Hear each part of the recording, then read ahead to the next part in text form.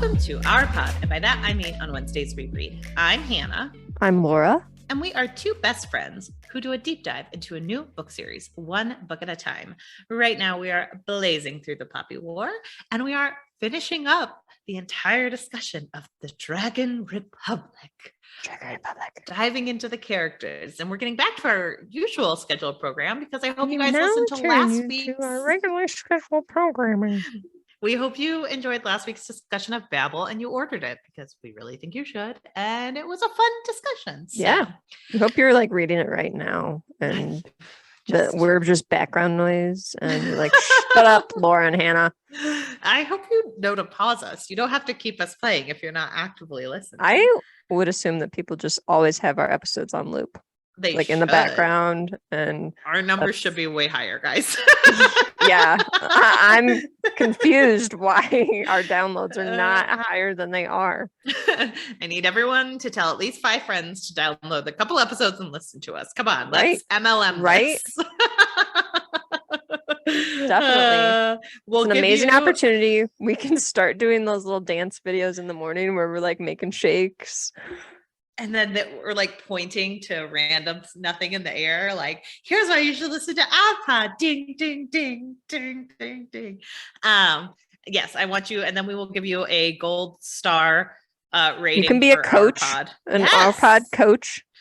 On Wednesdays, no experience necessary. No experience. Just ask a couple questions. We ask every Wednesday for you for them to tell you what they're reading and how long they've actively listened to our episode. That's all. That's all. Right. Just for the start. Seems pretty simple. $0 a day, which is better than all the other MLM coaching experiences because you have to pour a lot of money into those. And trust me, we have way better personalities than a lot of the people who create MLMs. We promise. I mean, I hope so. Have you seen the Lululemon documentary? It is not. I not have Lululemon, not. LuLaRoe.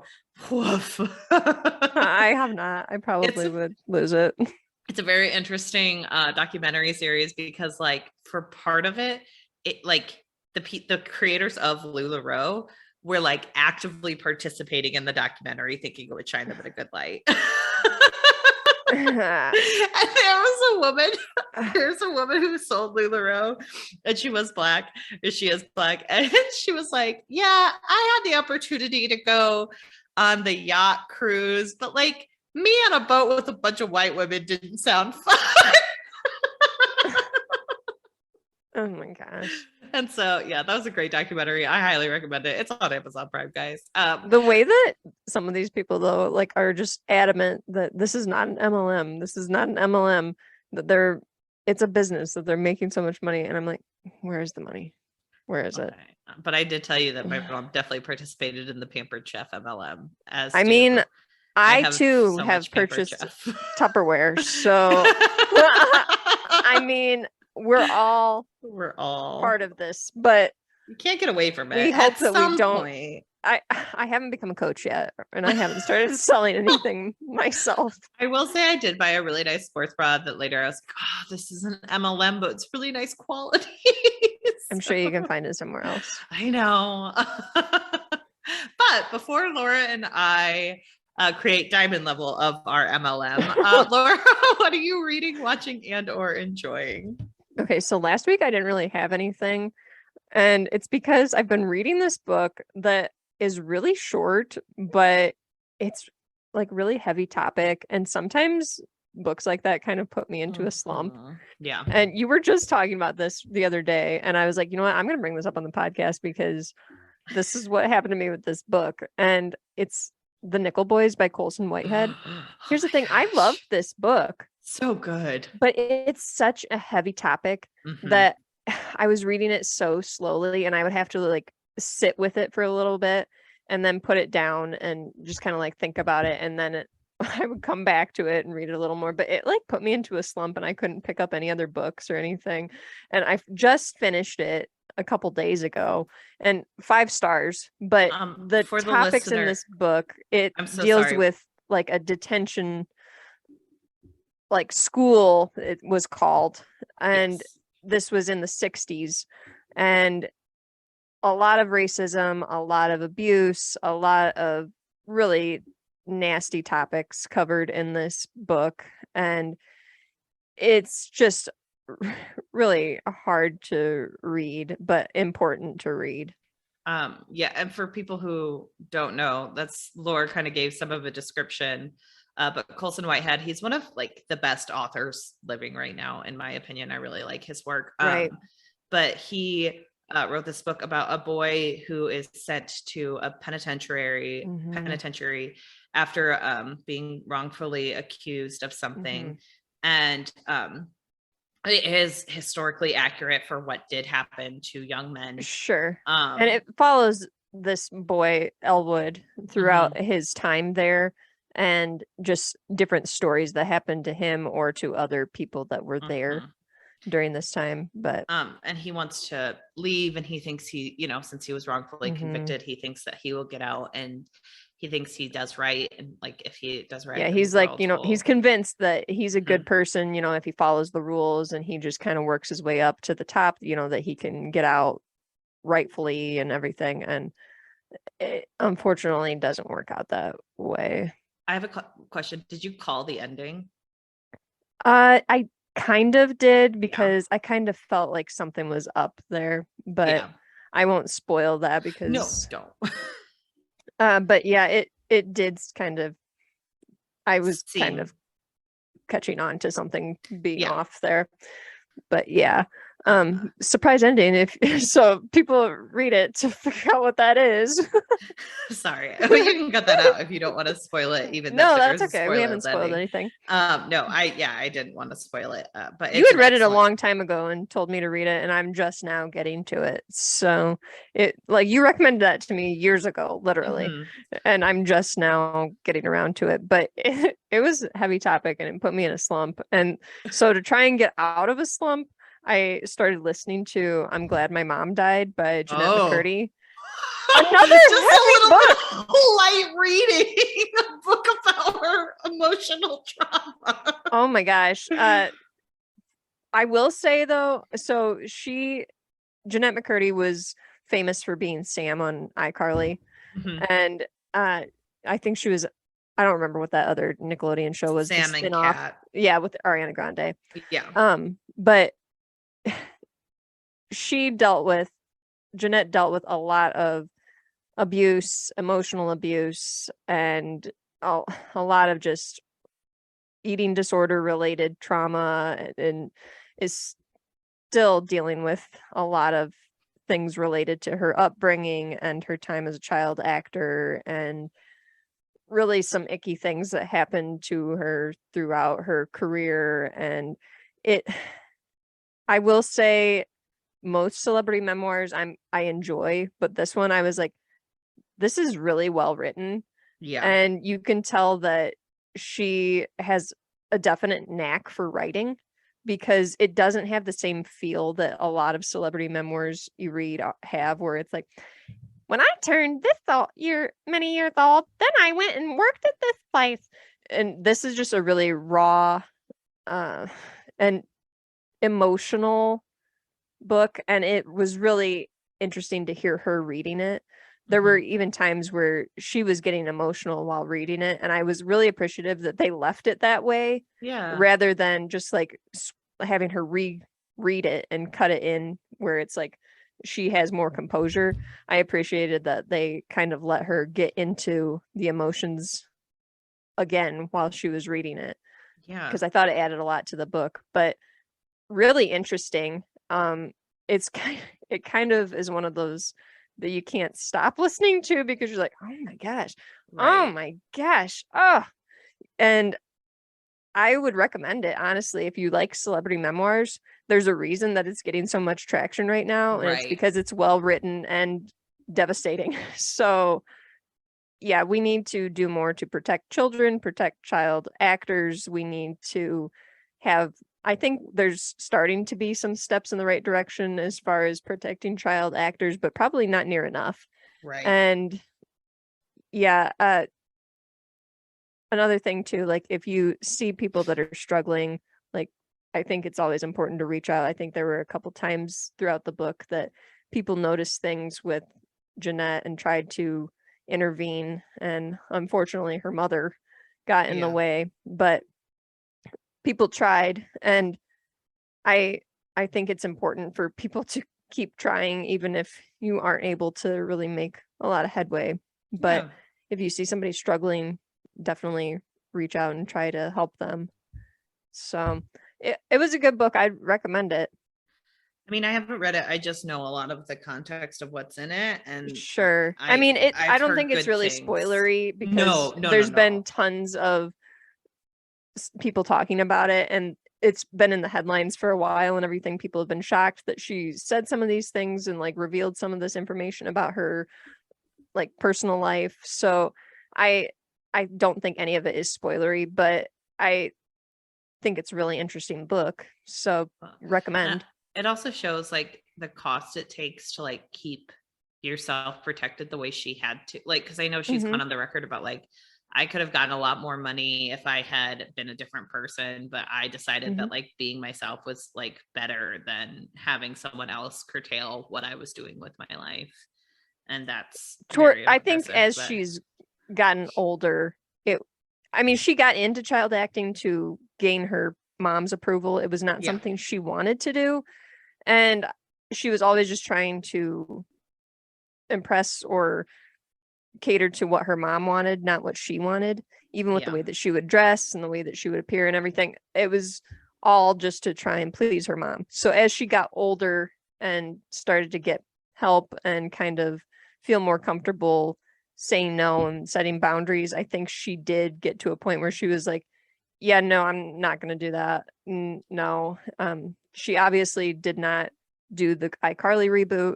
Yeah. She just did not feel like she wanted to be there, that her heart wasn't in it, and she didn't want to revisit a lot of the things that had happened to her during her time on iCarly, or things that were happening to her behind the scenes either. So, I mean, and she could have gotten a lot more money. She could have gotten money for not saying things about Nickelodeon, and she turned that down. So good for her that she's willing to share her story. And I think that when people do these kind of things, it opens up opportunities for other people to feel more comfortable to share their stories as well. Right. And look up this stuff about the creator of iCarly and Zoe 101 and all that only stuff. Mentioned as the creator in the book, but I'll name drop him, Dan Schneider. Schneider is a disgusting human being. And the fact that Nickelodeon let him make multiple shows is really gross. Like, they've shown like scenes of him being on set and like girls having to cover up their like dresses over themselves better and like watching out for each other. And pretty sick. Yep, pretty sick. Have you been watching anything? Okay, yes. Continued my Marvel journey. Oh, watched Captain America Civil War. I think that's the best one so far. I thought you'd like it. Yeah, I think that's the best one so far. But my husband pointed out, he was like, I think you really liked it because it was one where it was like, Captain America's right and Tony Stark is wrong. He said, you have such a hatred for Tony Stark. You, Tony Stark. He's like, you have such a hatred for Tony Stark that I think you were just like, finally. He's 1 second. Which I don't know that that's entirely a wrong take on his part, but I did think that was probably the best one so far. And then I went back and watched a bunch of those shorts that were in between the movies. They have like Agent Carter, and they're only like 6 to 10 minutes, a bunch of them. And then there were all those I Am Groot ones that are in there, which those were just on in the background as I was doing things, because it was like, okay, I don't care about Groot hopping around as a baby. Like, you don't? No. Sorry about you, Groot. But I'm sorry. Yeah, so I watched a bunch of those. But Captain America Civil War, really good. Really good. That's good. So the next one I have to watch is Black Widow. And I think right after Black Widow is when I'm gonna really start liking them, because it's Black Panther is the one after that, and then I think it's gonna be from there on out. I think I'll actually really enjoy a lot of the content because it looks like pretty good stuff. Yeah, and I will say, like, the ads for She-Hulk look terrible, but I want to really watch that show because like, this looks so bad that I'll enjoy it. It's I really like Tatiana. I forget her last name, but I actually watched her in Orphan Black, which was also not an amazing show, but I liked it. Is she She-Hulk? Yeah, she's She-Hulk. Okay. So in Orphan Black, she plays literally a clone. So she's just playing all these different characters. It's like very sci-fi.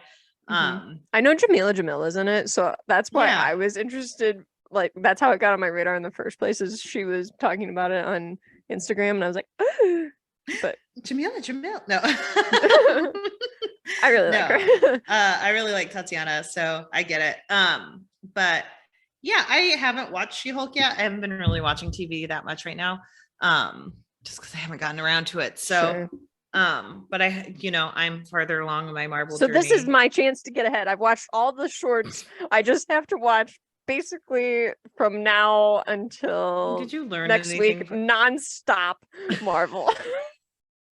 I really foresee you doing that. You have like all the season of like WandaVision. You have all. I'll get burnt out on that so fast. I'll watch 2 movies and be like, I can't do much more of this. Yeah, exactly. I need a 2-month break. Like, no, you're not gonna get ahead of me.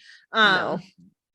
But it's I'm interested in She-Hulk. There's been a lot of like sexist takes on She-Hulk. I've been seeing everyone's reactions to Well, because the whole thing is like, she can manage her emotions a lot better because women are taught how to manage our emotions a lot better. So she is a more controlled Hulk from the start, whereas like Bruce Banner took years and years and years. And people are like, there's a scene where like, it's Marvel, so like some of the dialogue's gonna be on the nose, guys. So some of it's like, yeah, of course I feel rage anytime someone talks over me or anytime I'm catcalled as I'm walking down the street, which is like, that's the base level of what women complain about. But again, it's a Marvel movie, so we're not going to get like a nuanced conversation on race and gender in America on these things. But like, people are like, oh my gosh, she's saying Bruce Banner was hunted by people. He's had so much more trauma than her. And it's like, that was never argued against. Like, no one said he didn't have a right to be angry and didn't know how to manage his emotions. They said she might be better at managing her emotions as a woman. Like, I don't get why this is an argument, I guess, but because it's comic book people who have never had to like step outside their justice for Bruce. Yeah, exactly. Like, it's this whole like time that if you read the comics like I did.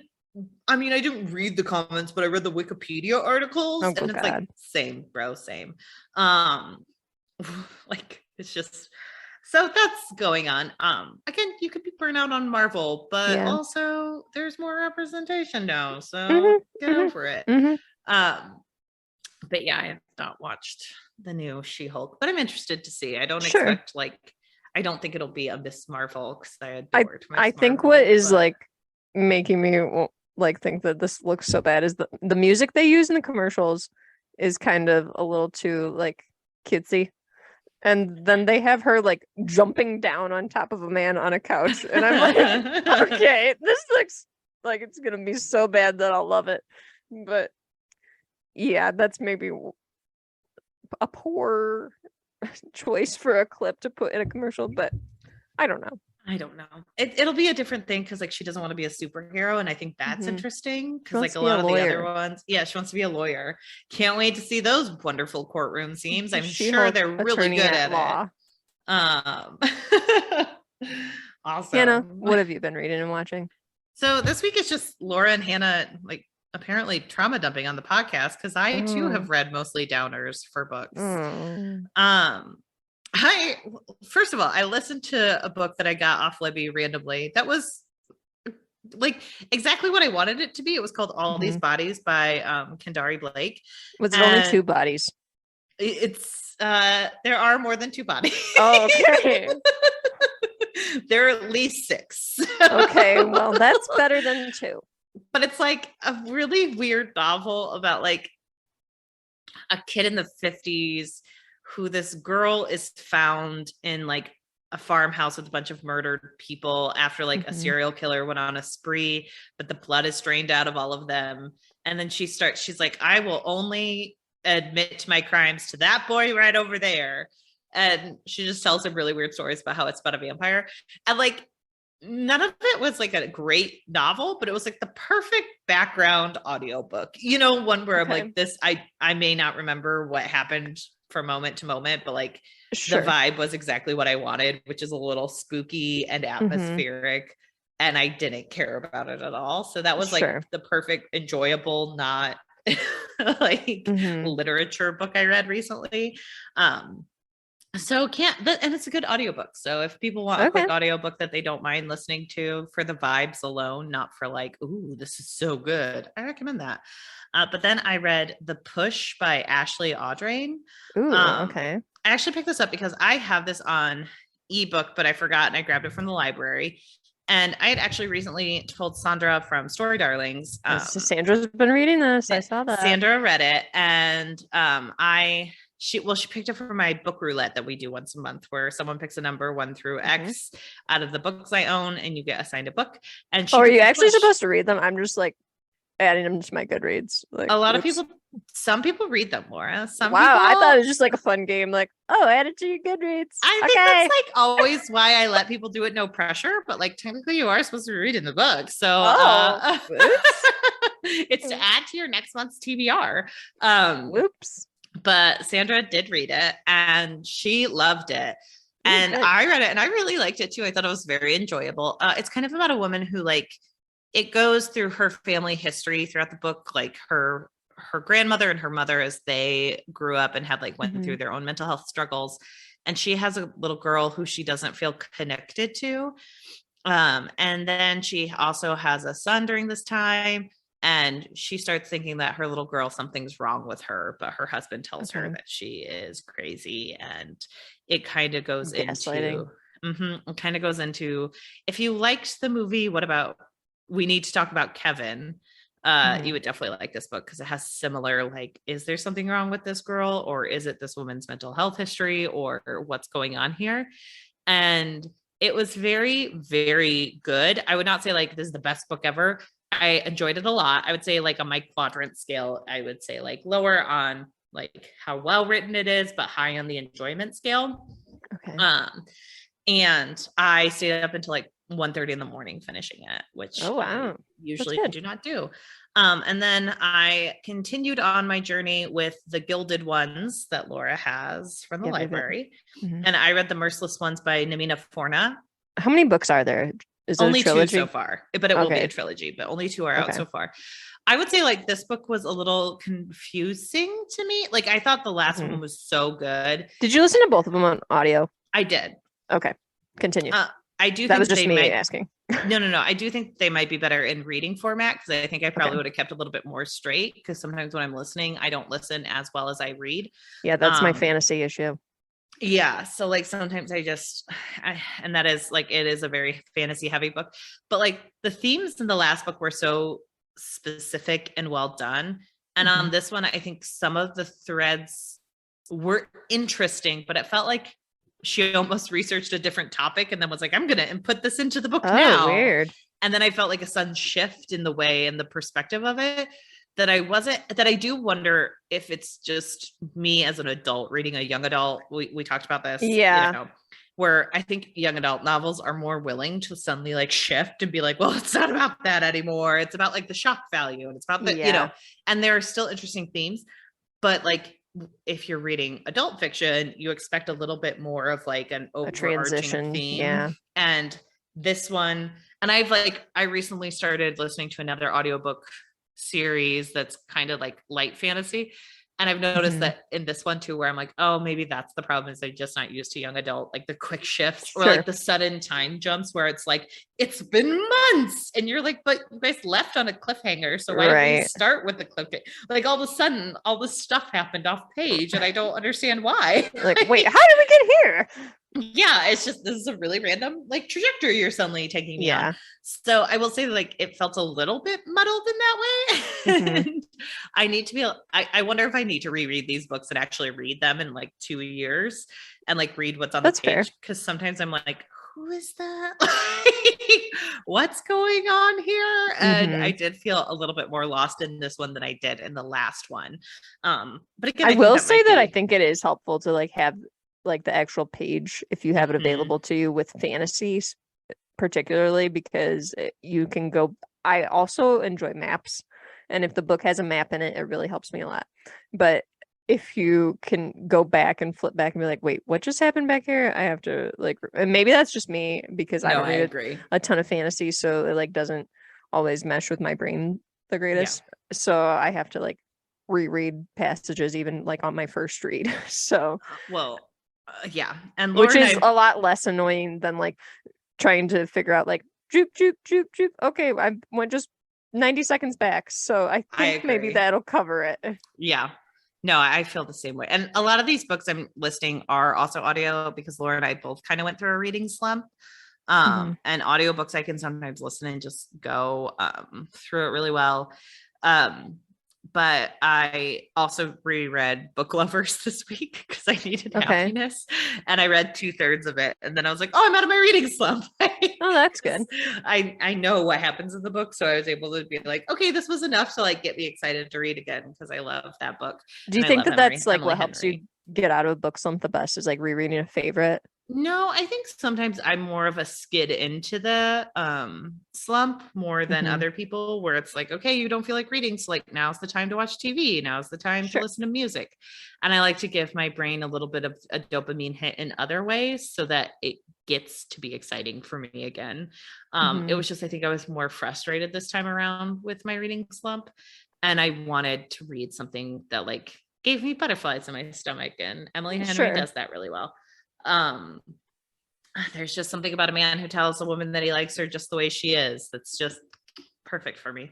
Maybe it's just because I've read a couple of good romances recently, but I think this is just me just like spitballing, but I think romances kind of help at least me with like speeding up my reading because they make me happy and kind of get me excited about reading. So then I'll read one of those like really quickly, like in 2 days, and be like, okay, I need to read 5 more books. And then I'll pick up another one and be like, oh, this one looks short. And then it's like, boom, tons of racism and abuse. And it's like, crap.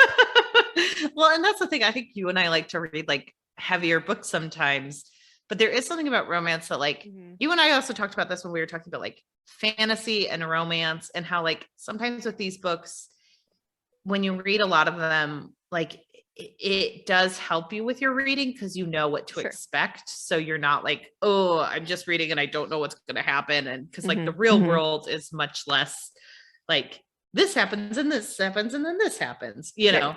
And so I think fantasy is a little bit heavier with the like world building, and it takes up a little bit more of like, I have to think about what's happening in this world and have to think about the stakes and the rules. Where in a romance, it's like, I think they're both, the world. Because it's usually in this world. Right. And it's your world. And you get to have like cute moments instead of like angry moments, which is, I think, more a fantasy brand. Yeah. And like, there's something about romance where you get to see 2 people learn about one another, and it's all about the like personalities melding together in a very unique way. And love the buildup. This would be the montage portion of a movie where it's like they're going to the mall and they're like trying on outfits together, and there's all the fun music playing in the background. Like that's the part of the book that I really like. Yes, exactly. And like there's just so many random, like reading Emily Henry, she's got so many of the like early 2000 rom-com feels that we grew up on. So like at one point they're complaining about like sitting on folding chairs, and like they're yelling at him, and he brings them out like 2 pillows to sit on, and her sister's like, did he just bring us out butt pillows? And she's like, I think he did. And I'm like, that would happen in an early 2000s movie. Oh yeah. Oh yeah. This is a scene from that. And it's just something to see. I just like romance. So I did 2/3 of Book Lovers. And then on my other audio downer of a darkness, I listened to My Dark Vanessa. How was it? By Kate Elizabeth Russell, everyone. It was very good for audiobook. I thought it was an excellent audiobook. Lots of people have talked about this book, so I'm curious. I told you that I watched the movie The Tale once with Laura Dern in it, and I think it's similar to that. Where it is a woman coming to terms that she was sexually abused by someone who she thought and looked at it fondly as a romance. And then as an adult, you're watching it through a different lens. And I will say that it was really rough to listen to. It has a lot of this young girl getting groomed. You feel sick for her. And it shows how complicated those thoughts can be and feel, because like in this girl's mind, it is love. And like there are mixed emotions with that. Is a mix of like hatred and anger and self-loathing and love, and I think it does a really good job of showing that and showing the realities of what it means to be someone who goes through that. And I think it also shows like how sometimes terminology for a person may not sit well with them. Like she had a really hard time with people saying like, well, he did this to you, you're a victim, and she's like, I don't want to be a victim. I don't see myself that way. And it's dealing with like coming to terms with what happened to you, even if you don't feel like certain terminology fits, and how that can be okay. And I think it's this protagonist is not a perfect person by any means, but like you understand why. And there's never a moment where you don't remember that she is a 15-year-old girl going through these things, and it's disgusting and it's hard, Right. So I think a lot of it made sense. I think like people want this story to have a perfect happy ending, and it just wouldn't. And I think it deals with a really dark topic with a very deft hand. I will say, look up a controversy. There is some questions on if she plagiarized part of this from a memoir. But like, I don't think that there's enough to ascertain that. I think that there's more like these books are both about the similar topics, and grooming happens in similar ways. But a woman, I believe it was a woman of color. So I also think we should pick up her memoir if you're going to read My Dark Vanessa, because that is also important. This was written by a white woman that was not. So make sure you're reading by all people about these kind of specific situations, because I think it's just as important that it often doesn't happen to white women alone. It happens to everyone. And like there's different power dynamics that we must consider. And there were just so many points where like what happened to her in the book has happened in the early 2000s, and you can see the way people reacted as things that could still happen today. And it does kind of give a rallying cry of like stuff like this still goes on. You and I brought up Dan Schneider, like he was gross and he worked on Nickelodeon successfully for years and years and years. So it's sorry for the bummer of a topic, guys, but like, listen to people. This is important discussion too. Yes, I mean, it's a very important discussion. So I really liked My Dark Vanessa. I did give it only 4 stars just because a little bit held me back from giving it 5, but I do think it's an excellent novel. And it also talked about one thing that you and I brought up a lot, which is Lolita, and the way predators use it to prey on young women by telling them that it is a love story. And it is not. So, we've talked about that before. It was very good though. I really reevaluate Daniel Handler. It should not be your favorite book. Reevaluate. Or like never share that with anyone. Like keep it to yourself, Daniel Handler. I saw a TikTok that I sent to Veronica, and like it's people saying like it's people like lip syncing to the Hamilton soundtrack, like, do you even know what you're asking me to confess, and it's like talking about the fan fiction they used to write. Oh geez. Someone was talking about how they wrote like an Obama Mitt Romney like romance. Someone popped in and they were like, I'm sure you did yours as a satire. Me, I really meant this one. I'm going to show you 2 photos. And they showed one photo and it's Kurt and Blaine. And it's showing them, so you're like, oh, this is who from Glee? From Glee. So like they wrote a fan fiction about Kurt and Blaine from Glee, which is relatively straightforward. And then the second picture was the 2 towers after the planes crashed into it. So they wrote 9/11 fan fiction about Kurt and Blaine. And I went to the comments and someone said, does everyone know that we could take secrets to our graves? You don't need to admit that. And everyone in the comments was like, nothing could have prepared me for that second photo.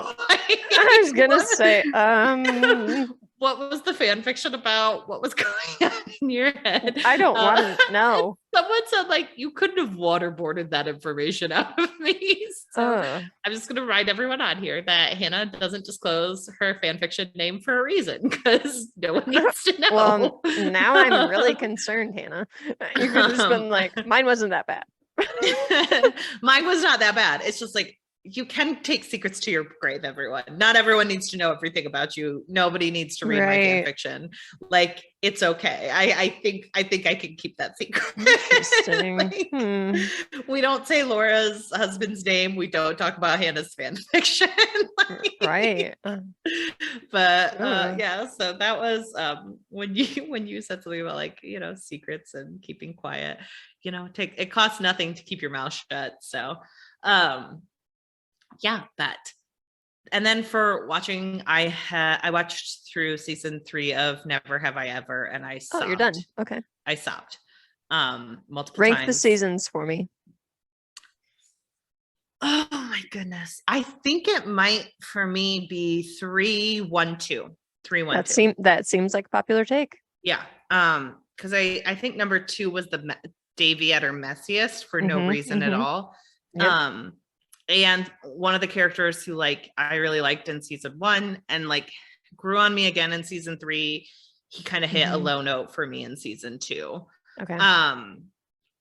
But I just really think that this is some of Mindy Kaling's best work. I think she does really well with high schoolers, because there's something so human about these high schoolers, and there's something, like, she lets them be kids and she lets them make mistakes and have the stakes of, like, them learning that they have the rest of their lives to exist, and this is not going to make or break them. You know, like, there's no decision that's going to make or break who you are, but you do need to grow from situations, and you do need to learn to be the best person you can be as you age. And I just think that was a wonderful thing. I also loved in this season that, like, it just shows, like, she also did a really good job of, like, convincing me at different times that, like, I liked different love interests a lot more than the other one.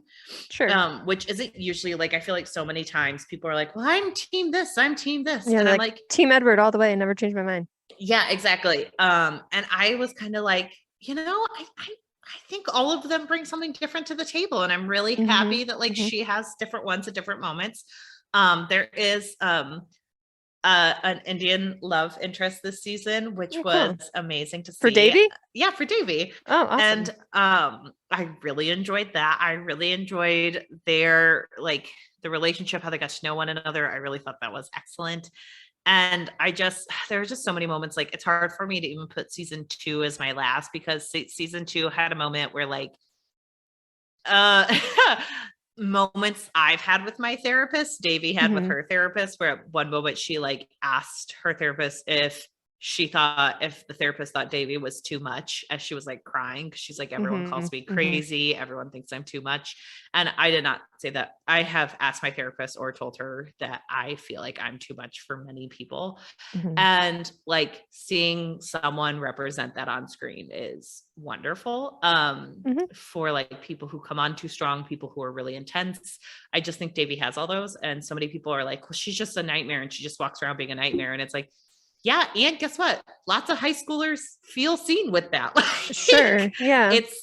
People make mistakes, and it's okay to make a mistake. And the relationship with her and her mother grows this season in a beautiful way.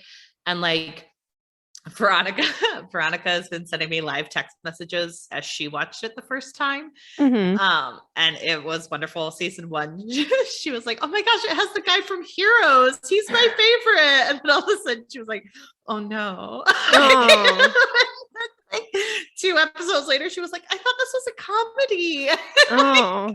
It's just such a good show, guys. I just think everyone should watch it. It's wonderful. It makes me cry as someone who's lost a parent. I think it's wonderful representation of what grief looks like, especially, like, I was much older than Davy, but to watch, like, a young girl lose her dad is really, really upsetting and beautiful all at once. So everyone should watch it.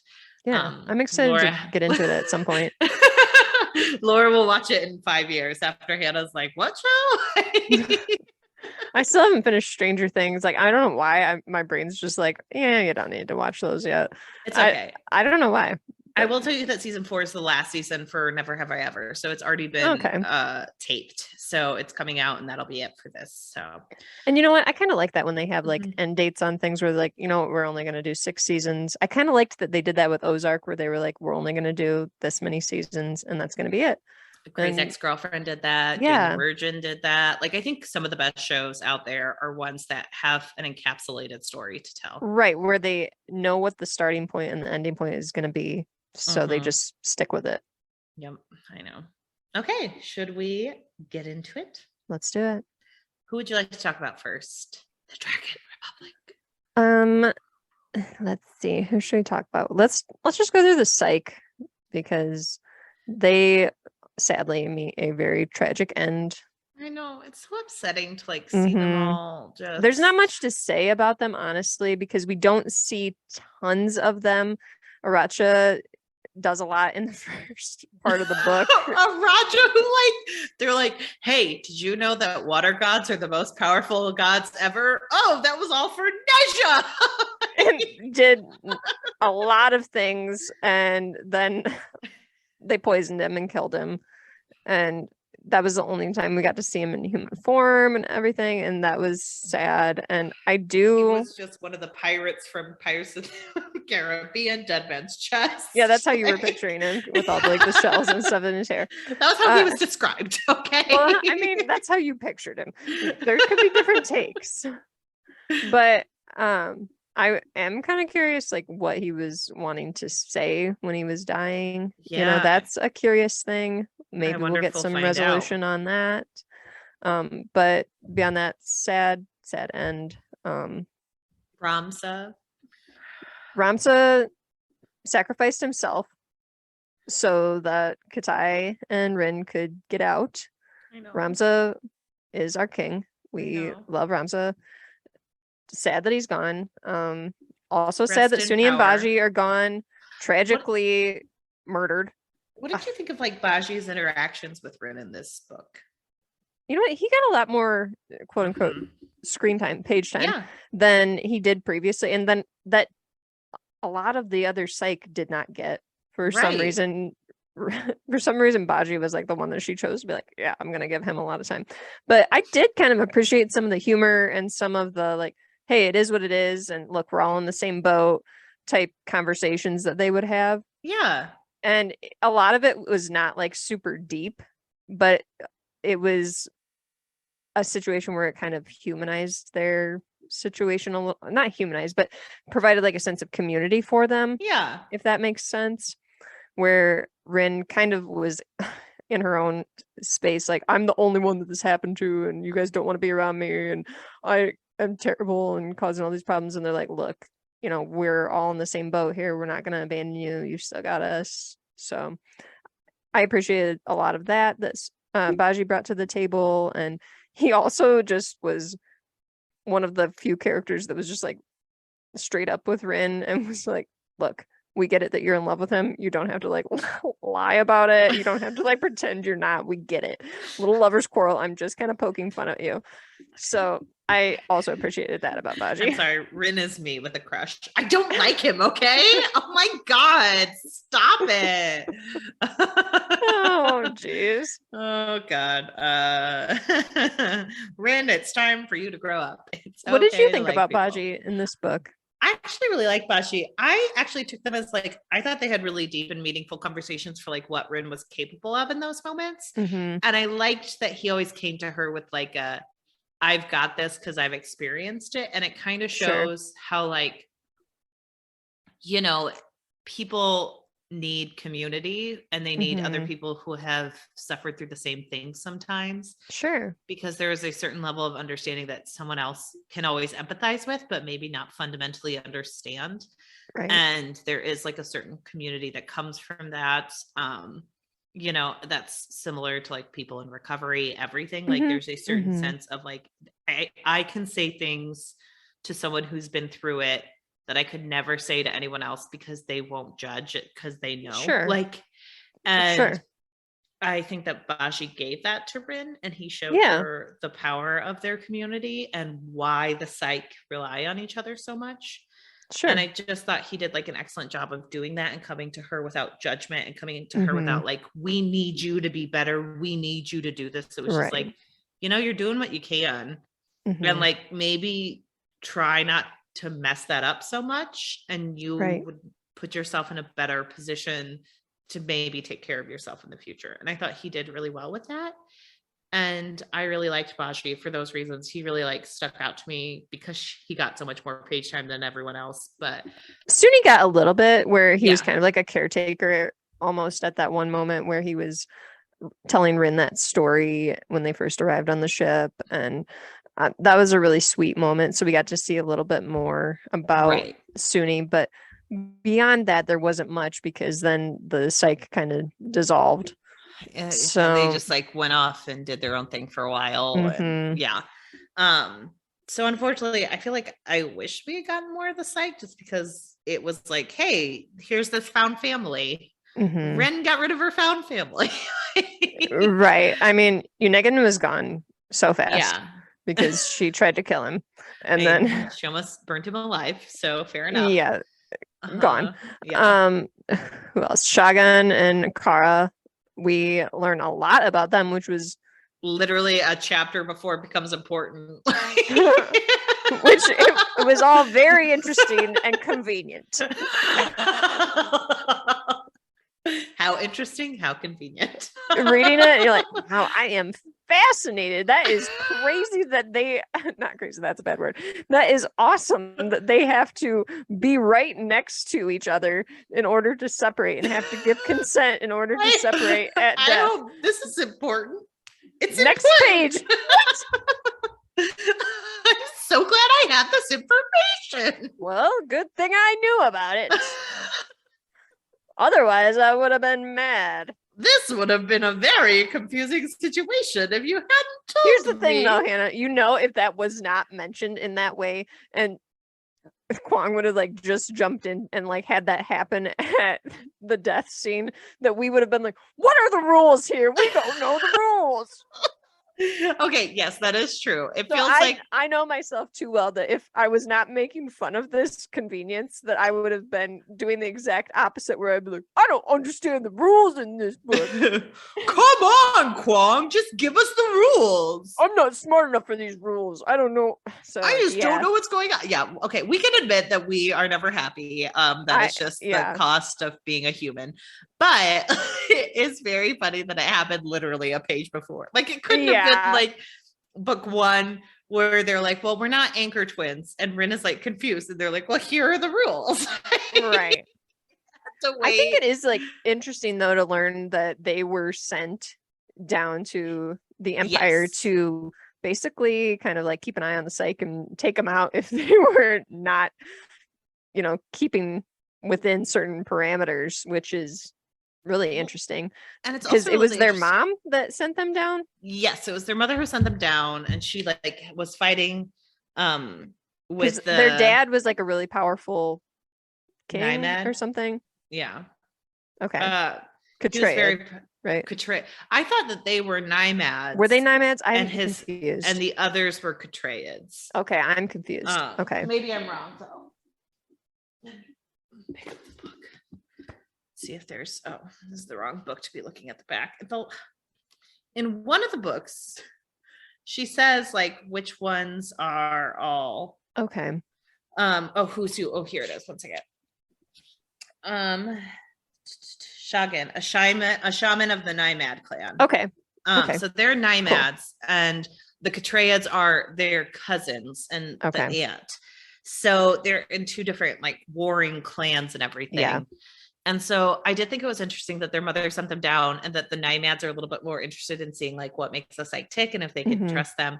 I do find it fascinating that like in this book we learn that like a huge part is Nikara is like terrified of occupation, but they stole the land from others as well. And so it kind of shows how, you know, when it comes to occupation or land or property, you know, there's always going to be someone trying to overtake something, and no one actually wants real peace. And it kind of reinforces all the things that we heard from the Empress being like, all you can do is try your best and try to control what you have, because if you don't, then someone's going to take it from you. And it shows you why you think that, because like a huge part of this book could be, you know, similar to what we know in American history. Like so many people lived for many, many, many years without needing like established boundaries and established rules of who lives where and how.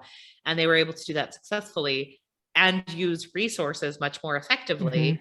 And then all of a sudden there are rules to this. And I think that that is a theme and an interest of Kuang's, of like what happens when quote unquote technology and order comes in. Like, is that actually an effective way to rule the lands? And that's like the Catraids and the Naimads are much better and much more effective shaman because they have respect for it, and they aren't trying to often weaponize it. But once they do start weaponizing it is when people start dying, you know? Right. So I do think that it was interesting introducing a like two clans that are not part of Nikara, but were also still affected by Nikarans and their own and their choices, when they were a peaceful people who were effectively using their land and effectively working with the gods. Yeah, well said. Not to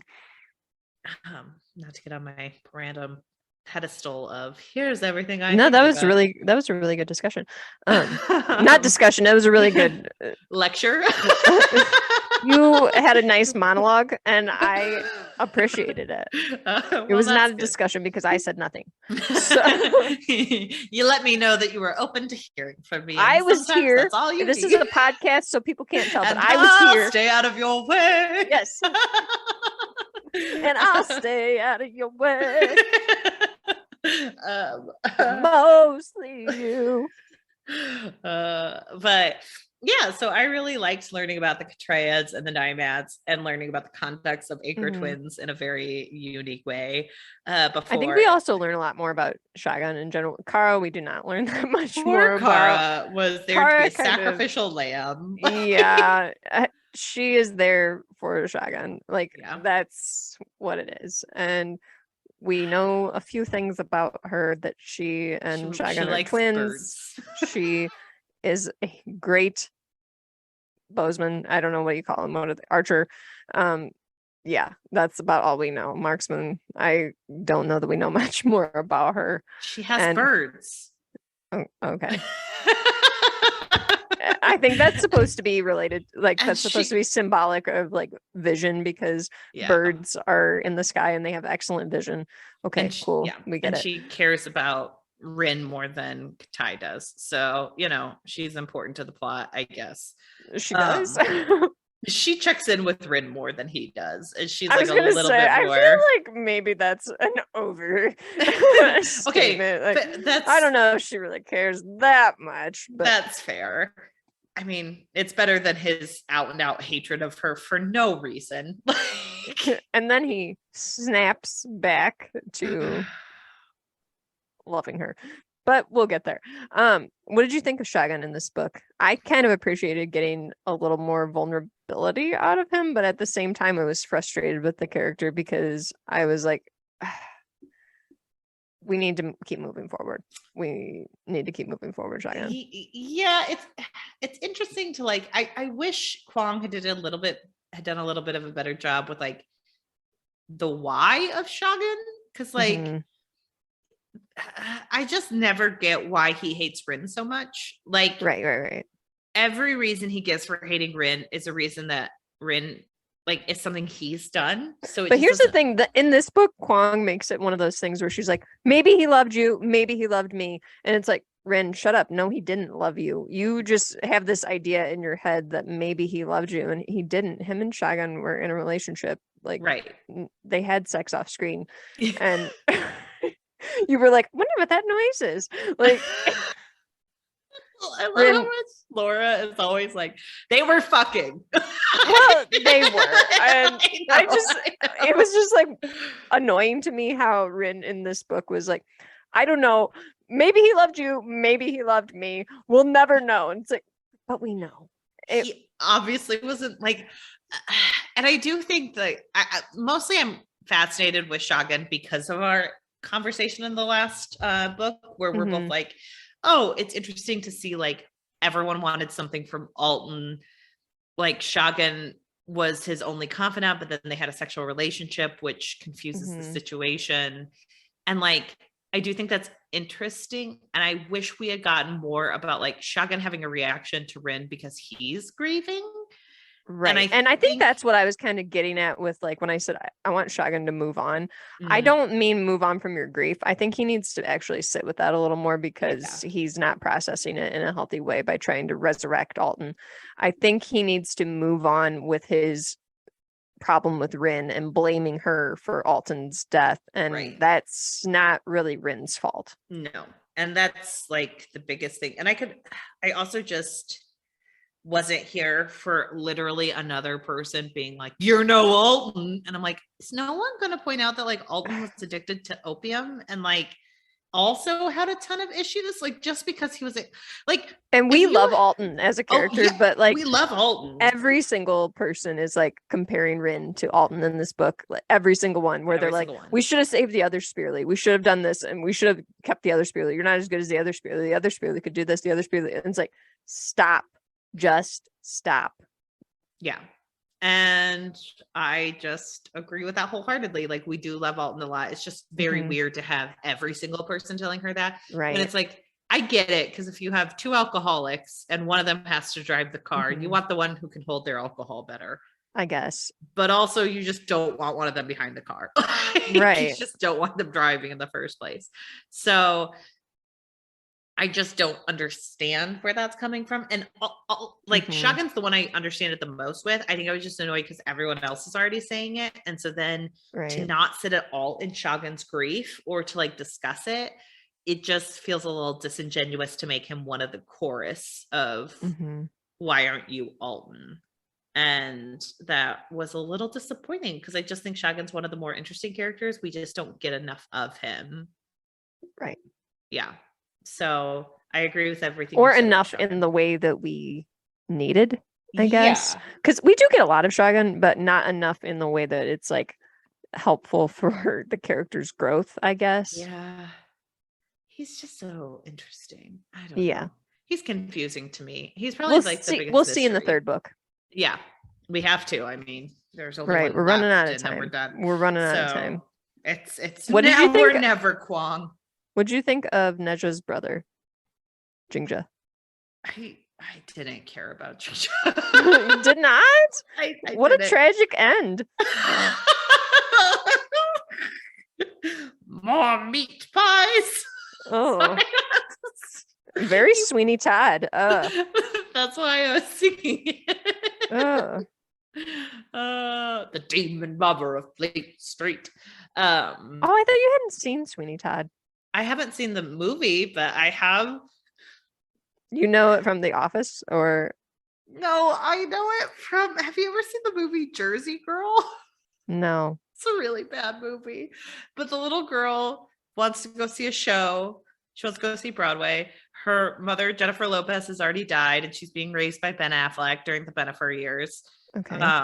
And he takes her to a Broadway show, and she wanted to go see Cats because all of her friends wanted to go see Cats, but like Cats doesn't run anymore. So he gets tickets to Sweeney Todd, and he's like horrified because he's taken her to this horrible show, and she's just sitting in the audience riveted as like a 7-year-old. Okay. And then all the little kids do a talent show, and all of them sing cat songs, and then they come up and they sing Demon Barber of Fleet Street together. Amazing. And it's a terrible movie, but I do remember that. I also remember it from The Office, and I have listened to the soundtrack, so I know what Sweeney Todd is about, and I like know the entire plot of it. I've just never seen the Johnny Depp version of Sweeney Todd. Got it. So more meat pies was a great joke to talk about. Jinja, I think, is kind of just supposed to be like, this is what Neja would be like if it was all the toxicness in one person, but Neja has some redeeming qualities. Except we should love him more. Still all the toxic and qualities. It's like, don't try to convince us that Jinja is just terrible Neja and that Neja's great, because I'm not buying it. He is just Neja in bold. Like, it's the same person, same font. It's only bolded. So it doesn't matter. I don't know. I just didn't care about him. He was, yeah, you're right. He's just like none of the nuance at all. It doesn't matter. There's Moag. Moag is cool. Which one's Moag? The pirate. Oh, I liked Moag. I wish we got more of Moag. I think we will. So yeah, I'm sure we will. She's just a badass on the high seas. Like, yeah, I think that's pretty cool. I could honestly deal with a whole book about Moag. Like, that would be awesome. And so if Kuang wants to write that, or somebody else wants to write some fan fiction just around that, let me know. I'd be interested in reading it, because that would be really cool. I think the whole premise of that is really interesting.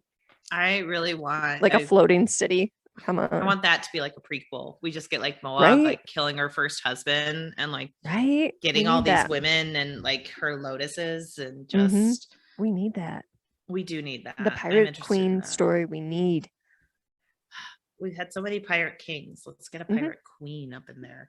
So there's also Neja's mother, who is, oh my god, terrible. Who is just like hysterical woman number 3 coming through and screaming at Rin. Always overreacting. Always overreacting. You said you would fix them. Why aren't you someone fixing for the first time and is like, shoot! What? Coming in hot there. She's just, and then like, I just hate it in books where like, obviously this is a book written by a woman. We love these books, but there is something to be said about like how there still has to be a random hysterical woman in a lot of these fantasies where I'm like, I'm kind of over, like, I understand she has suffered great loss. She lost her son who was eaten by a dragon, and then she lost another son. But like, I mean, from like a historical standpoint, though, I guess not historical standpoint, but it would make sense like in that time for a woman to be sent as kind of a missionary type position to like kind of gain favor with the Hesperians, you know what I mean? Yes, that's not my complaint. Like, I like actually that she had like purpose and she had gone to like talk to them. I mean, more just her running around screaming at Rin, like demanding to be let inside her like cell to be like, I think you should burn in hell. It's like, don't you have better things to do with your day? Couldn't you take a walk somewhere? I do think like the idea of her being desperate to like protect her son and save her son from something that she thinks is like terrible, and the way that she's probably been coerced into becoming Christian, you know, like this is all, it all makes sense. And I just think maybe the way that this character is written, it seems over the top to me. So maybe something where, because I've talked about this before, sometimes I think with stories like this, they're either too long or too short, and this one may be a little bit like of too much plot shoved into too little of a space, because we don't have enough time to sit with Neja's mom, so all we get are giant reactions and then walking out of the room. And then you're like, whoa, okay. It's just like, could you like take a drink of water maybe? I don't know. Please don't shoot people the first time you meet them. Like, this seems like an overreaction. I just don't understand why you're coming in this hot. Like, this just seems like a lot. And so I do wonder, and that's the same with like the psych. You and I just feel like there's not enough on the page of them. Even when we get Shagan, like he's always like he's kind of like ripped out because of the plot. Like, there's just so much here and so many like dark themes that I think she could have had this book be about 100 pages longer, and we would have gotten way more out of it, as opposed to like Wheel of Time, where we were like, can't you cut out like 300 pages? Can't you? Like, so I do wonder if she was like unfortunately plot hacked out of there. Definitely possible. I mean, that would make sense, and it's probably very close to what happened. But yeah, I think Neja's mom is a lot to take in. And I think there's not much to say about the Hesperians except just terrible, terrible people. Well, I mean, there's lots to say, but you could do a thesis on the Hesperians in this book, but we could have a whole episode, I guess. But yeah, getting down to just like the nitty gritty of it, they are colonizing. They're colonizing. They're religious zealots. Like, there's a lot of religious bigotry present in this book. A lot of racism, racist. Like the whole, we can have crusades because it's in the name of our Lord, so it's okay because we're fighting chaos, and you guys are just barbarians who don't know any better. What? How does that compute in your mind? Like, I mean, I understand how it computes because that's the history of this world, but it's just hard to read about on the page and deal with the ramifications of what that means for our history as well, because it is pretty heinous. And Sister Petra, or whatever her name was horrible. Every time she was there. The inhumane experimentation on people is disgusting. I don't like that. And well, and again, like, it does come from history, unfortunately. So it's hard to read about on the page because we know that it happened, and it makes you feel icky, as it should, because it's gross. And like, I guess that's where we're going to talk about Rin more. I'm a little shocked when people come in so hot for Rin, because I'm like, are you reading what she has to experience every single day? Right. She is being dehumanized. So like, when you're dehumanized, guess what you do? You dehumanize others. Like, it's not like it makes you a more empathetic person. They've done studies on it in real life. Like, I don't know. It's just confusing to me sometimes when people, I don't think I agree with how Rin handles things at all. I just don't understand when people think Rin is the worst human alive. I think you can understand where she's coming from, though, and why she acts the way that she does. Right. So it's interesting. I'll be interested to see what happens with the Hesperians in the next book. Because Rin is reactionary, so she will be reacting to them. And the fact that like so many people are willing to make agreements with them because they happen to have guns, even though like there is an inherent power that everyone else is giving up by getting rid of their shamanism and getting rid of like their power or the lessons they learn. Like, Rin has gone down that path as well, where she has like tried to get away from all the things that she was taught by Master Zhang, but they're letting something die in them to get to where the Hesperians are at, and that is also sad to see on the page. So for sure.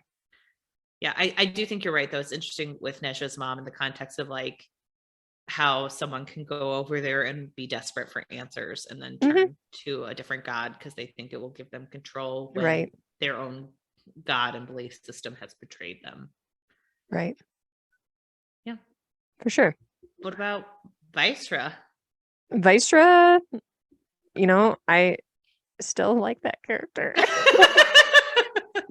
That is Laura, my hot take. No notes. Just let him be terrible. I mean, he is a terrible character. You don't like the things that he's doing, but I think I just maybe appreciate that character for what he is. Yeah. So much where I'm like, okay, he comes in the first part of this book and is such a strong character, provides Rin with stability, literally takes no shit, and is like, look, we'll just throw water on you. We'll just throw you in the water if you try to. It's not that difficult. We have an army. It ain't that deep, girl. You're not going to be able to do this. Whatever. You need to get control of yourself. You need to do this. And he provides such stability and is so sure of himself throughout a lot of this. And we find out as we go farther that there's a lot of sinister things that have been plotted out for years, and maybe he's not going on this he's not going on this just moral mission that we thought he was. And I think it's a really interesting character, and honestly I still like him, even though he's one of our new enemies. Big bads. I think I do. I agree with you. I like what he does for the plot. And I think he's interesting because he is like the most grounded character. Sure. Which is not grounded characters are few and far between in these novels. Sure. It's like you have a lot of people who are just desperate to do whatever they need. And it seems like he is desperate in some areas, like getting the Hesperians. He's so level-headed though when it comes to any kind of situation, like even in like really tense situations where it's like he could be killed, he just kind of is like, no, we'll be fine. I have the Hesperians will back me up, or I have this planned out, or we'll send in the psych or whatever, you know, like he's very got it all figured out. Well, and I think it helps because like it kind of goes to when they were talking about their like battle strategy and using like we're gonna say we're gonna surrender and then not, and like all you have to do is kind of fall on your sword a little bit. Viceroy is a character who does not have shame very often, right? Like he has pride and he has like pride in his family name, but because it all comes back to making sure his family name has power, he has no shame in anything he does. And I think that is a character we do not see very often in novels, like someone who's just shameless and powerful. And that's an interesting character where it's just like, yeah, I will use you until you are no longer of use to me. And then I will just walk away and not feel one lick of bad about it because you are no longer useful. So you're pretty much not even a person to me anymore. Right.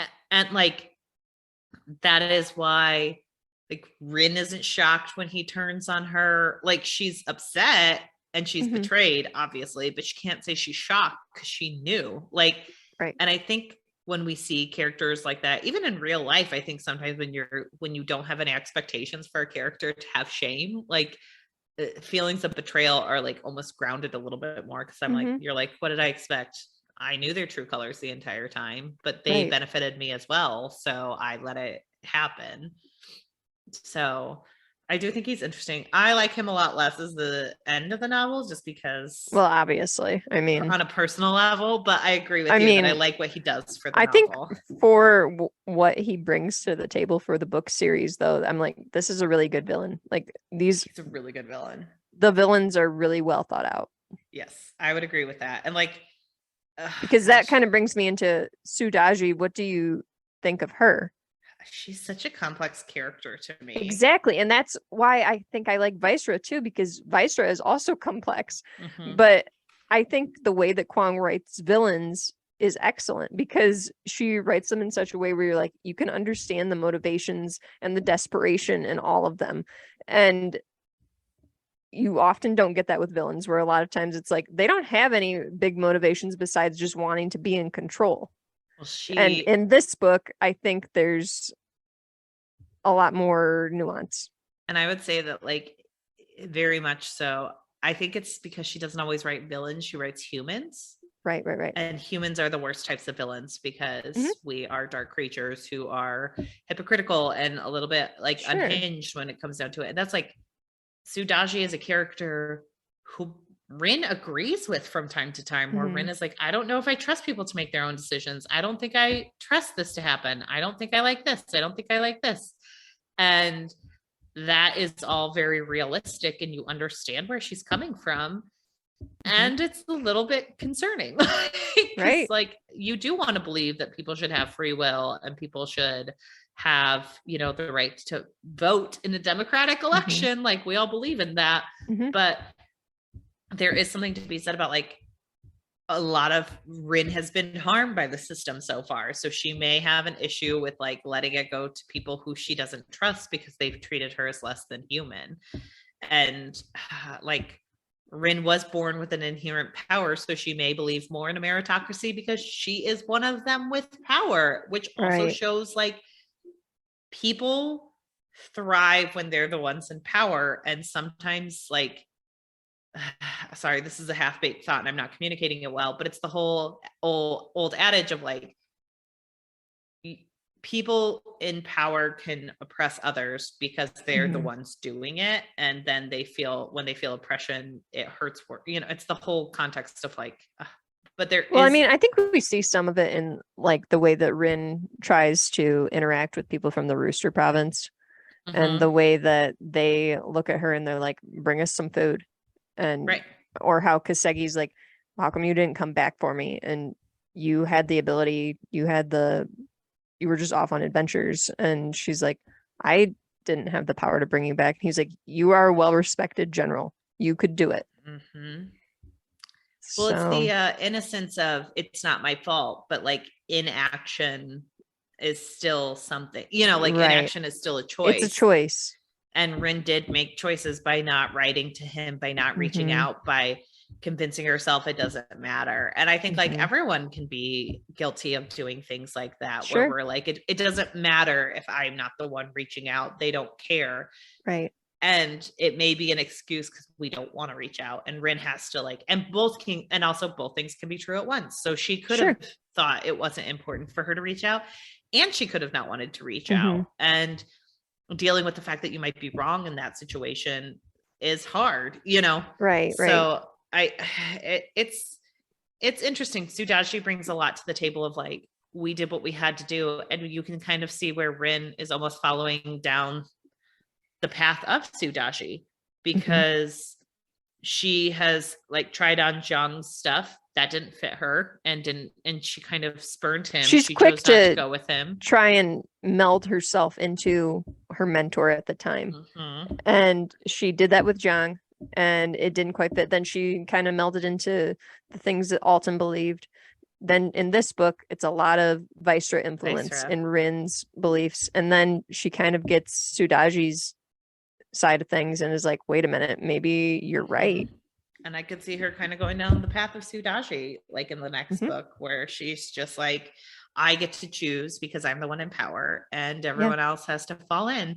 And I might have to kill a few people and crack a few eggs, but that's, and I think that is a hard part of war. I was listening to a podcast today where they were like, we've kind of gotten to the point of like, war is no longer this like illustrious thing that you must do. It's this, why is anyone at war anymore? Like, what is the cost? Right. There's so much cost to it.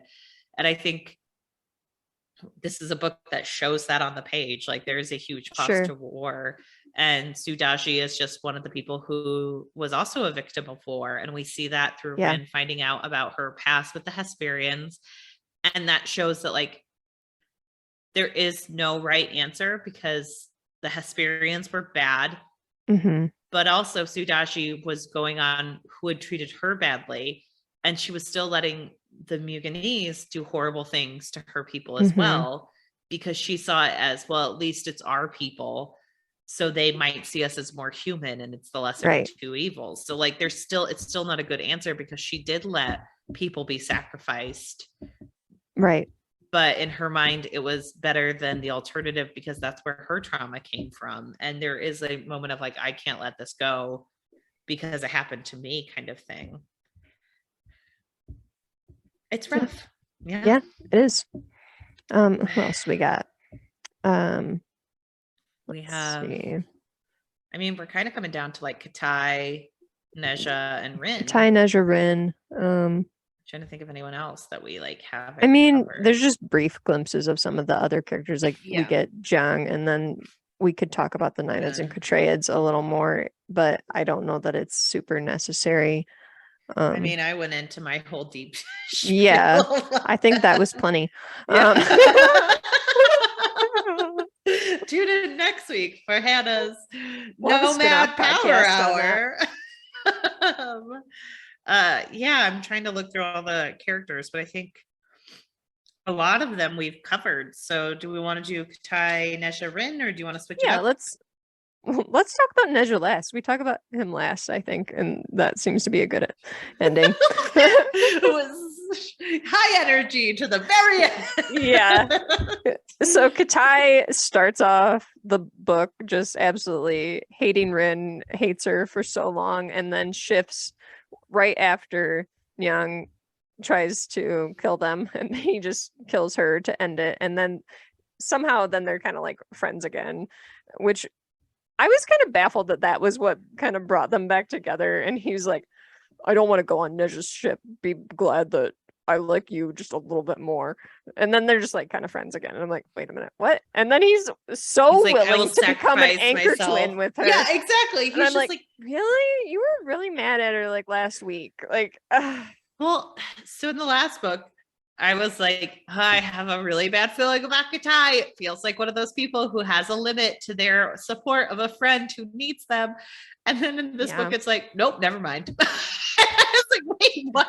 Like, I was so sure he was going that way. And then he's like, oh, I kind of forgot I was mad at you. It's like the high schooler who like. So when you said that, when we were talking about the Poppy War, and I was like, I don't know, like, because I had already read it, well, and you had I already was like, read this. I was like, I don't know, maybe, but I'm thinking, is that what's happening? I didn't even know, because I was like, it seems so jarring to me, at least, when I'm like, so jarring. Okay, he spent like half the book being super pissed at Rin and not wanting anything to do with any of them, wanting to just like burn it all type situation, just like so apathetic towards what they were doing. And then all of a sudden he's all in on being an anchor twin, and he and Rin are literally just the same person and have all the same, can share feelings and things like that. And like the established rules on that are pretty murky, Kuang. I'm gonna say, I still don't understand all the time, because they still have to ask each other questions and stuff like that too. They can't like share thoughts and everything. So I'm really confused.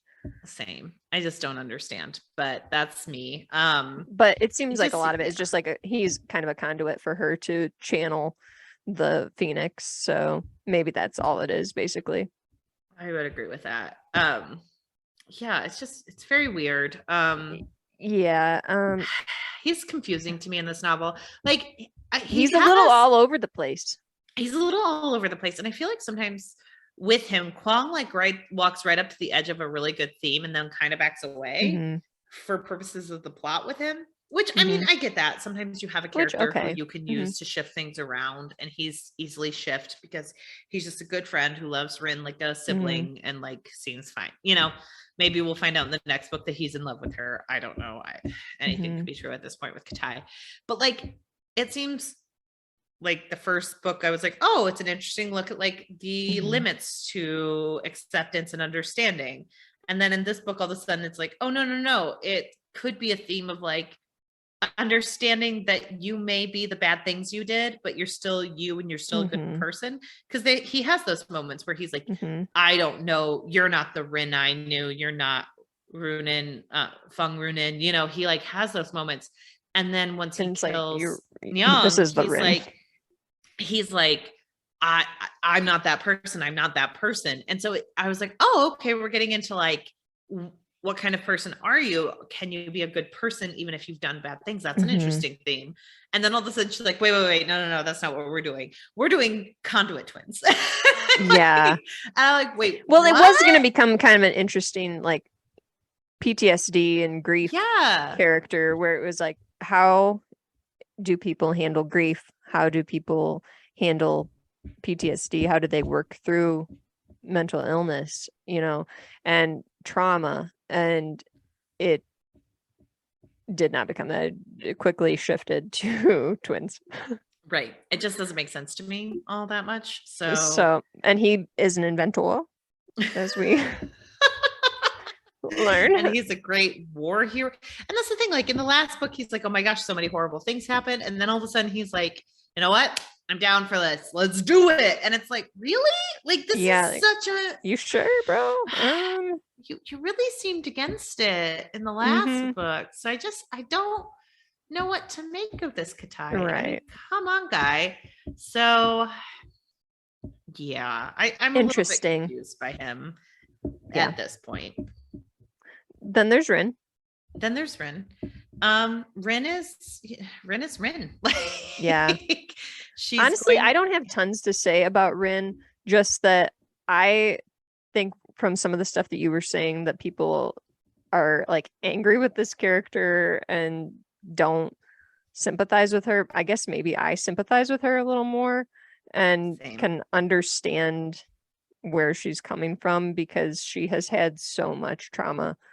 And I guess maybe I just can appreciate a character who is trying to work through a world that she doesn't really understand. She's open to exploring ideas, and honestly some of the other religions. She has a lot of questions about things that are happening in the world and other worlds, and she, you know, is questioning, am I with the right people? Is shamanism actually the way that we should be leaning? Is, you know, she questions so many things, and I think she's a smart character, and she's really one of the few that is processing through not only her emotions but things that are happening around her. Yeah, I think that's true. I think you and I are just kind of along for the ride a lot when it comes to Rin. Yeah, like you're watching a character come to terms with a lot, and I think it's very easy to call out the worst parts of Rin, which is, you know, she is a hypocrite, she is very changeable, she does sacrifice others for her own peace of mind. And it is an interesting character because, like, I think the most interesting parts of Rin come from like when she's a soldier after she gave up the psych. And she's like, I really like this. I don't like being a leader. I don't want to couldn't do handle this. the responsibility. It was too much for her. And I think that there are certain people in this world who are capable of doing a lot, but may not want to. And I think that that's something people don't like to dwell on very much, because there is a certain belief system in this world of like, well, if you have the capability, then you should. Right. And I think people our age are slowly coming to terms with like, maybe that's not true. Maybe I'm not called to do something just because I'm capable of doing something. Maybe it like the emotional sacrifice isn't good enough to do that. And I've seen people deal with that as they like get farther in their careers, where it's like, I want to raise my kid. I'm not going to go over my time limit at work. I'm going to go home. I've had to come to terms with some stuff like that, where it's just like, is like my personal happiness enough to keep me going on some of these things? And sometimes the answer is like, no, I don't want to sacrifice that. So I do think Rin is a character who has to come to terms with like, she's sometimes the only person who can move forward. But I am frustrated for her, because I think like Shotgun could have been a pretty effective leader of the psych, and she could have just been a follower who butt heads with it. Like, she's a very effective and that was clearly a plot device that we learned that he couldn't be leader of the psych. But yes, because, you know, spy. But like, there is something to be said about like, maybe Rin just wasn't meant to be the leader of the psych, and that's okay. But like, she is pushed into it because of like social structures and belief systems that just aren't true. Like, she's just, because she is a spirally doesn't mean she was built to be a leader. And that's like a lot of people's, and honestly, like maybe in this book, Baji would have been a better leader of the psych. I mean, he's better with let's Rin. just throw his hat into the ring, because it's just interesting to read about like everyone's own inherent stereotypes of Rin, and even including her own, where they're like, well, you're a spirally, you're meant to do this, you're built for this. There's so many like, you're built for, you're meant for, when like, and that causes her to put so much pressure on herself too, which is so unfair. And I don't like that not only are people putting pressure on her, but it causes her to really undervalue herself. Because it's this belief, and like we see that every day, where there is a societal expectation of a person, and if they cannot meet it, then they feel like they failed something. And that's just objectively not true, because no one can fail at living. As long as you are alive, you are successful at it. But like, there's an inherent social pressure in Rin of like, well, I must do this because I'm the only one. And it's like, no, you weren't. There were many other people. It's just people kept expecting you to be the only one because of something you're bored with, even though so much of her life is learning that like, the spirally weren't huge war cultures. They just were able to commune with a fire god. And like, they did it in a really healthy way until people came and attacked them. And then they had to weaponize something that was beautiful and wonderful. And that is like what happened to the Triads and the Naimads. That's what happened to the Nakarans. That's what, like, everything is showing that like subjugation takes something beautiful and it turns it into something disgusting, because you have to weaponize, because you have to do things that it wasn't meant for. And like, isn't that a very sad tale? And I think that Right. that's why you and I are so sympathetic to Rin, is because we can see that, we can feel her own struggle, and what that can do to a person is understandable. Right. Yeah. All right. So Neja, well, I say it what every did week. you think about him being a shaman, Hannah? This is the most predictable thing I mean, ever. they called it in the last one. It's not like it wasn't there. It's so predictable. It's so like, predictable. Of course he would be a shaman. But like, I don't know. It's an interesting look at, like, I guess it's interesting that, hey, he may be in a unique chronic pain situation, even though like everyone else is dealing with similar issues. I guess it's unique to him. But like, I just don't care. I don't care that you are a person born into privilege, and because of that, you have your own inherent internalized hatred of yourself. Guess what? They all do, because they were all treated like that. Right. They just didn't have the power and privilege of having someone feed them opium when they had that it happened to them. Like, yeah, you have an inner person calling out to you all the time who ate your brother. That is unfortunate. I am sorry that you have to deal with that. The thing that I hate more about this is that he takes his trauma and has to be everyone else's problems. He's always the victim. Like, he's always the victim. And that's what's annoying to me, where it's like, yes, bad things happen to you. Yes, it's tragic that you're dealing with a lot of pain and that you have never been taught how to deal with your shamanism or how to control it or deal with any of this. And you've been just like taught to just take some opium and kind of hide it away, that it's bad. And that's really tragic. But the thing is, he is such a, oh, woe is me, I'm the victim. Everything that happens to you is not the same. It's way worse for me. And it's like, Rin actually can sympathize with a lot of what happened to you. And you just, like you said, Hannah, had such privilege that you get to kind of have a different experience. And it's really frustrating to read about, because it's like, Neja, you aren't as much of a victim as you think you are, I guess. And well, like, he could have been victimized. I'm sure he was very much like hurt by his family, hurt by what happened to him. Yes. But it's also like one of those it's the way that he shames Rin, though, that bothers me, I guess, where it's like he shames her for not listening to him. He shames her for trying to offer suggestions or trying to help. And it's like, she probably understands your situation more than anyone. And the way that you were so dismissive and mean to her about this is frustrating. And I guess like something kind of off the top of my head, I'm making a lot of comparisons to the real world, but like, if someone was put into conversion therapy because they were born gay and their parents did not believe in gay people, they can suffer horrible trauma that they have that we can sympathize with, and we can say that is horrible. I can't believe that happened. But if they use that as an excuse to become a conservative Christian who fights for other people going to conversion therapy, who believes all gay people should die, there is a limit to like what has happened to you. Like, you cannot use that to harm other people. And that is exactly what Neja does. Neja uses it as an excuse to be like, well, I can be an abuser because I had a bad thing happen to me. And it's like, no, that's not an excuse for you to be abusive to other people. No. And he is an abuser to Rin. Like, he is abusive in these novels. We talk about it time and time again. And he victim blames her every single time she brings up the power dynamic, the internal struggle, and why she had issues with him. He immediately turns it to her and says, but you were mean to me. And she's like, if you don't like, you seem to not understand the power structure that was going on in that school. And it's frustrating that you can't see it.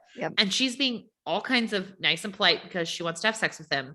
And I hate him for it. Like, he has not unlearned anything. He's not making good choices, and he is blaming her for all of his bad decisions. And that's just not the case. It's not Rin's fault. It is his own internalized hatred. And I just don't think he gets a cookie for having a crush on a girl who's a shaman. Like, you don't get a cookie. Like, there's so many issues with Nesha. We hate him Yeah. so much. Like, it's just hard to feel sympathy for him. I feel none, honestly. Yeah. And that's horrible of me to say, because it's like, I shouldn't be like that when a character has gone through really traumatic experiences and honestly is still going through them with the way that his family treats him.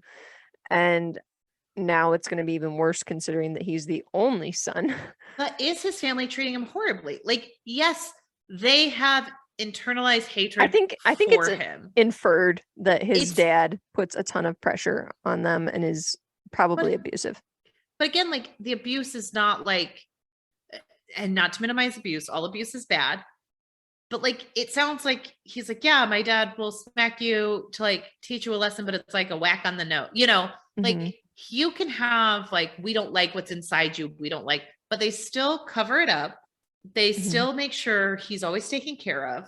They still don't sell him out to anyone. They're like, we will protect you. Yeah, the way that they protect his secret, and he gets the privilege of just being considered like not a shaman, the way that the psych were singled out and were in danger and had to be experimented on and everything. And Neja had the privilege of not having to deal with that. Yeah. So like, there's so much where it's like, yes, your family may treat you differently, but it is not to the extent of you seeing how everyone else is treated. Like, it's just such internalized like hatred for who he is, and letting other people suffer because you think they deserve it, because you somehow think you deserve it, even though you don't have to experience it at all. Right. Like, there is no reason for you to accept the way they are treated. And the way he like blames Rin for being a victim of Alton. We're like, yes, Alton did have abusive tendencies towards Rin. He hit her. It was inappropriate. It was never okay. Right. But like, and Rin had a crush on him, but there was never a sexual power dynamic going on between them on Alton's side at all. Like, he was just a very rough and inappropriate leader of her like infantry. But Neja uses his own like weird, complicated feelings for Rin to manipulate her to be like, well, I care about you. And that's not the case. It's because there are limits to him caring. Like, yeah, it all kind of depends on what he can get from Rin, honestly.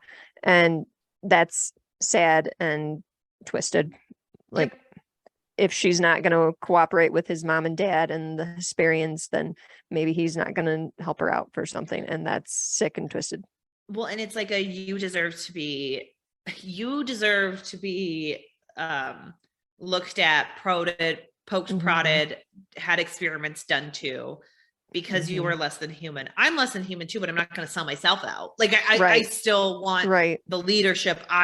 Because I know it's bad. I deserve to not have those things happen to me. Like, no, you don't get to say that. Like, if you actually believe these things to the extent, you would have to turn yourself in.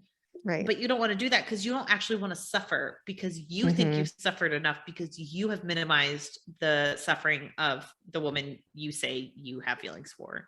Exactly. Yeah. Wow. We always get real the heated worst. He's the worst. He's probably like the least. He's the worst. Because everyone else, you and I always struggle with like, oh yeah, we understand, but we understand like with the plot, we understand why they're machinations, but with him, we're just like, why? Yeah. I'm not a fan. Does anyone like Nasha? Reach out to us. Reach out to us at our pod, this OWWR pod, on Instagram and Twitter. Tell us your takes on Nesha, and if you feel we're getting anything wrong, or I would be really interested. Yeah, and let us know if there's anything we're overstepping on or anything we are getting wrong. We are always open to being corrected or having a different take. We are two women who talk a lot about this, so we are always open to someone else bringing in their views. You can email them to us as well at our pod, owwrpod@gmail.com. And please remember to rate, review, and subscribe to us. Rating, reviewing, and subscribing is a great way to get other people in on this conversation. Get them in the mix. Get them in. And then make sure you are headed over to our Twitter and Instagram right now, because we are having discussions of what to do for the next indie intermission. For those who are just joining for our Poppy Wars trilogy, in between each of our seasons, Laura and I highlight an indie author and we read their books and cover them in between seasons. So we will be voting on different indie authors and what book to cover next. It is a ton of fun, and we are highlighting a lot of authors you should be reading right now. So look at all their even works. if you don't like win the indie intermission, I say win it, quote unquote. It's not a win. We're gonna go through all of them, but definitely check out all of the books that are included in this indie intermission polling. It's not winning, it's choosing which book we're covering next for the podcast. Yes. It's not a win or lose, it's just they're gonna all be covered. So we love the indie authors we're covering. We interact with them a ton usually, and we think you should read all of their works. Great stuff going on in the indie world. So make sure you're joining in on that conversation, and then join us next week as we cover part 1 of The Burning God. Nice little purple cover just for Laura. Yay, purple. And I like orange and red. I know on book covers, but purple is your favorite color. Yeah. But join us next week. Bye. Bye.